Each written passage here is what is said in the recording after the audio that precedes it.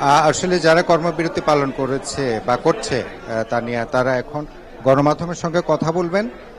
আমরা বরঞ্চ তাদের যে পরবর্তী কর্মসূচি কর্মবিরতির কি অবস্থা, তারা কি তাদের কোনো দাবি দেওয়া রয়েছে কিনা সেই বিষয়গুলো হওয়ার জন্য আমরা তাদের যে গণমাধ্যমে যে কথা বলা সেখানে আমরা একটু যাই, আমরা একটু কথা বলি।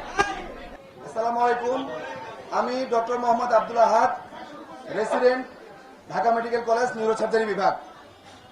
আপনারা সবাই অবগত যে গতকাল দুপুরে ঢাকা মেডিকেল কলেজ এন্ড হাসপাতালে নিউরোসার্জারি বিভাগে কর্মরত চিকিৎসক এর উপর যে ন্যাক্কারজনক হামলা হয়েছে তারই প্রেক্ষিতে আমরা আজকে সবাই এখানে এসেছি।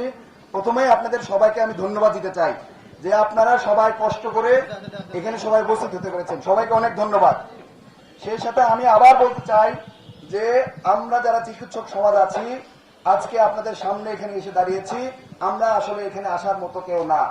আমরা বৈষম্য বিরোধী ছাত্র আন্দোলনের অ্যাক্টিভলি পার্টিসিপেট করেছি সবাই।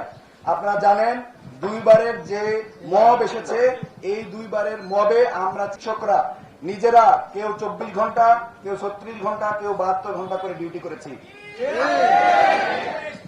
আপনারা আরো জানেন যে আমরা শুধু ডিউটি করেই শেষ না, মানবিকতার দিক চিন্তা করে আমরা নিজের পকেট থেকে ছাত্রদেরকে ওষুধ দিয়েছি, কাউকে খাবার দিয়েছি, কাউকে স্যালাইন দিয়েছি, কাউকে রক্ত দিয়েছি, নিজের শরীরে রক্ত দিয়েছি।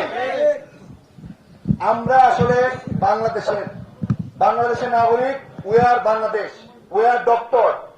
আমাদের তো এখানে আজকে আসার কথা ছিল না। আপনারা আমাদেরকে যদি সুরক্ষা দিতে পারতেন, পুলিশ প্রশাসন যদি আমাদেরকে সুরক্ষা দিতে পারত, তাহলে আজকে আমরা এখানে আসতাম না, আমরা ইমার্জেন্সি সার্ভিস দিতাম। গতকালকের যে ঘটনা, সেই ঘটনার রোমহর্ষক বর্ণনা করার জন্য আমাদের এই কলিগ ডক্টর শাহনেওয়াজ ভাইকে একটু অনুরোধ করছি, এটা বর্ণনা করবেন। ধন্যবাদ ডক্টর আহাদ। আমি ডক্টর মোহাম্মদ শাহনেওয়াজ বিশ্বাস, আমি নিউরোসার্জন, আমি রেজিস্ট্রার হিসেবে নিউরোসার্জারি ডিপার্টমেন্টে আছি। ধন্যবাদ সাংবাদিক ভাইরা, ধন্যবাদ আমাদের যে ডক্টর আছে এবং অন্যান্য হেলথ সেক্টরে যারা আছে। আসলে খুবই দুঃখজনক আজকে আপনাদের সামনে আমরা উপস্থিত হয়েছি। আমি প্রথমেই বলে নিই, ডাক্তাররা আমরা আমাদের দেশের জনগণের এবং রোগীদের কোনো প্রতিযোগী না। আমরা তাদের ডাক্তার, আমরা তাদের সহযোগী, আমরা তাদের ব্যথায় সমবেদনা জানাই।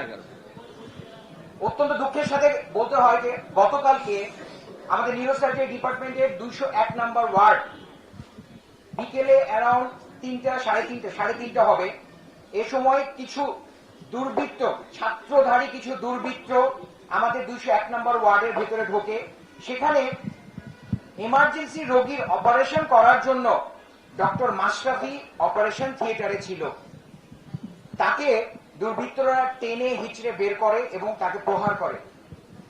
ডক্টর মাশরাফিকে সেভ করার জন্য ডক্টর ইমরান খুবই সিনসিয়ার একজন পোস্ট গ্রাজুয়েট ট্রেইনি, যে যদি তার যেদিন অ্যাডমিশন রোগী ভর্তি হয়, শনিবারে ইমরান হসপিটালে আসে, রবিবার সন্ধ্যায় চলে যায়, কোনো ফ্যামিলি লাইফ নেই, একটানা কাজ করে। এবং এটা শুধু ডক্টর ইমরানের ঘটনা না, প্রতিটা ট্রেইনি ডক্টর, প্রতিটা নিউরোসার্জন, প্রতিটা অর্থোপেডিক সার্জন, প্রতিটা ক্যাজুয়ালিটি সার্জন এভাবেই সেবা দিয়ে থাকে। এবং বৈষম্য বিরোধী আন্দোলনের ক্ষেত্রে এই সেবার মান আরো অনেক বেড়ে গেছে। যেটা বলছিলাম যে ডক্টর মাশরাফিকে সেভ করার জন্য ডক্টর ইমরান ছুটে যায়, তখন দুর্বৃত্তরা ডক্টর ইমরানের উপরে প্রথমে ভার্বালি হ্যারাস করে। এইটা দেখে আমি পাশের অপারেশন থিয়েটার ক্যাট ল্যাবে ছিলাম, আমি একজন নিউরোসার্জন, আমি ওদের চেয়ে একটু সিনিয়র, আমার দায়িত্ববোধ থেকে তাদেরকে সেভ করার জন্য এগিয়ে গিয়েছিলাম। তখন পুরো আক্রোশটা আমার উপর চলে আসে, তারা আমাকে ভার্বালি এবং ফিজিক্যালি হ্যারাস করতে থাকে। ইতিমধ্যে যেহেতু 40 জনের মতো হবে, 30-40 জন, একটা গ্রুপ ডক্টর ইমরানকে 201 নম্বর ওয়ার্ডের ভেতরে সিসিটিভি ক্যামেরা অফ করে তাকে বেধড়ক মারপিট শুরু করে এবং 201 নম্বর ওয়ার্ড থেকে টেনে হিচড়ে মারতে মারতে ডাইরেক্টর রুমে নিয়ে আসে, যেটা 201 নম্বর ওয়ার্ড থেকে ডিস্টেন্স প্রায় 200 মিটার বা 250 মিটারের মতো। সবগুলো রোগীর সামনে দিয়ে একজন ডক্টরকে মারতে মারতে, বেধড়ক ভাবে, নৃশংসভাবে মারতে মারতে ডাইরেক্টর রুমে আসে। শুধু সেখানেই ক্ষান্ত হয় না, ডাইরেক্টর রুমে চেয়ারে বসিয়ে তাকে ফিজিক্যালি এবং ভার্বালি টর্চার করতে থাকে। এবং আমাকে 201 নম্বর ওয়ার্ড থেকে আমাকেও টেনে ডাইরেক্টর রুমে নিয়ে আসা হয় যেহেতু আমি ওদের দুজনের মধ্যে সিনিয়র ছিলাম, আমার কাছে তাদের দাবি দেওয়া পেশ করে যে তাদের রোগী মারা গিয়েছে, এখানে কার ভুল ছিল তদন্তাধীন একটা বিষয়। এখানে ডাক্তারকে আগেই খুনি বানানো হয়েছে, ডাক্তারকে অ্যাসল্ট করা হয়েছে, এবং যে ডাক্তারকে মারা হয়েছে তারা এই ঘটনার সাথে কোনোভাবেই সম্পৃক্ত না। যে রোগী মারা গিয়েছে তার সাথে কোনোভাবেই সম্পৃক্ত না। এটা জেনেও তাদের উপর অত্যাচার করেছে, আমাদের উপর অত্যাচার করেছে। ডাইরেক্টর রুমে অ্যাসিস্ট্যান্ট ডিরেক্টর ডক্টর সামাদ ভাইয়া যখন এসেছেন ডাইরেক্টরের কথায়, এখানে একটু বলে রাখি, যখন ডক্টর ইমরানকে মেরেছে তখন মানে এত বেদরদ মেরেছে, আমি আমার department head professor Shafiqul Islam স্যারকে বলেছি, স্যার ডক্টর ইমরান মারা যাবে যদি প্রশাসনের কেউ না আসে।